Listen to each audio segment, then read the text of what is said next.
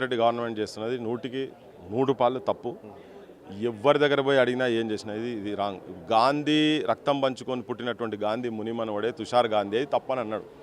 ఈ డూప్లికేట్ గాంధీలు పెట్టిన ఏజెంటు సోనియా గాంధీ, ప్రియాంక గాంధీ, రాహుల్ గాంధీ పెట్టిన ఏజెంటు ఇదో రజాకార్ రేవంత్ ఉన్నాడు కదా, ఆయన వచ్చి ఒక రజాకార్లను మరిపించే విధంగా పైశాచికంగా వీళ్ళ మీద అన్ని పర్మిషన్ ప్రభుత్వమే ఇచ్చింది.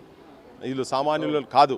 భారతదేశము మొత్తము ఒక గార్డెన్ కంటే ఒక గార్డెన్లో ఒక బాగ్లో డిఫరెంట్ పూలు ఎట్లుంటాయో అట్లా ఇట్లా అన్ని ప్రాంతాలకు వెళ్ళి వచ్చి ఇక్కడ ఉన్న వాళ్ళు కల్నళ్ళు ఉన్నారు, మేజర్లు ఉన్నారు, దేశం గురించి కొట్లాడిన వాళ్ళు ఉన్నారు, కలం వీరులు ఉన్నారు చాలామంది. అంటే పైసా కూడబెట్టుకొని వాళ్ళు ఏదో ఇంద్రజాల మహేంద్రజాల ఉన్నటువంటి ఇండ్లు ఏం కట్టలే.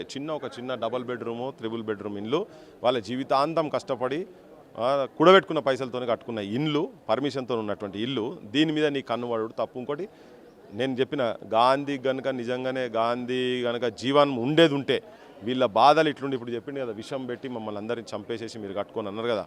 ఇది వింటే అహింసావాది అయిన గాంధీ కూడా దౌడలు వలగొడుతుండే ఇల్లు వచ్చి ఎవరి తీసి మోకాళ్ళ మీదకి వెళ్ళి కొట్టు కావచ్చు తీసుకొచ్చి. సో అంటే అంత హృదయ విదారకంగా ఉంది. అంటే గాంధీ అటువంటి నాన్ వైలెంట్ ఉన్నటువంటి వాళ్ళకే వైలెన్స్ అయినా పర్లేన కాడికి వస్తుండే కావచ్చు.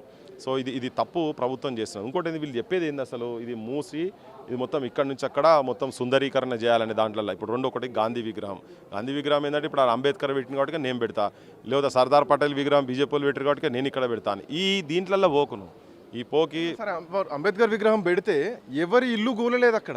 అంబేద్కర్ విగ్రహం రాష్ట్ర సచివాలయానికి ఎదురు కట్టుకున్నారు. సో అక్కడి నుంచి చూస్తాడు గౌతమ్ బుద్ధుడు, అంబేద్కర్, సచివాలయం. అదొక డిజైన్ పరంగా పోయింది, హైదరాబాద్ అందాన్ని చూపించేలాగా పోయింది. ఒకవేళ ఇక్కడ కట్టినా కానీ వీళ్ళ ఇండ్లు కూలగొట్టి కట్టాల్సినటువంటి పరిస్థితులు ఉన్నాయి. అండ్ ఈ భూమి దానికి సానుకూలంగా ఉంటుందా? అంత భారీ ఎత్తున టవర్ స్థాయిలో గాంధీ విగ్రహం కడితే మూసి సుందరీకరణ అంటే లోపలనే సుందరీకరణ చేయాలి, ఇక్కడ వాసన రాకుండా చూడాలి, వీళ్ళని ఆదుకునే ప్రయత్నం చేయాలి. కానీ వీళ్ళనే లేకుండా చేసే ప్రయత్నం ఎంతవరకు కరెక్ట్? నేను విగ్రహాల గురించి అంటే వాళ్ళ ఆశయాలు నెరవేరాలనే చెప్తున్నాను. ఇప్పుడు అంబేద్కర్ది పెట్టిన అంత పెద్ద విగ్రహాలు పెట్టి దళితుల మీద దాడులు జరుగుతుంటే కాదు కదా, పసిపిల్లను కాలుతోందని సంపుడు కాదు కదా. అందుకనే గాంధీ ఆశయాల గురించి విగ్రహాల విషయం చెప్పినప్పుడు నేను అట్లా చెప్తా ఉన్నా.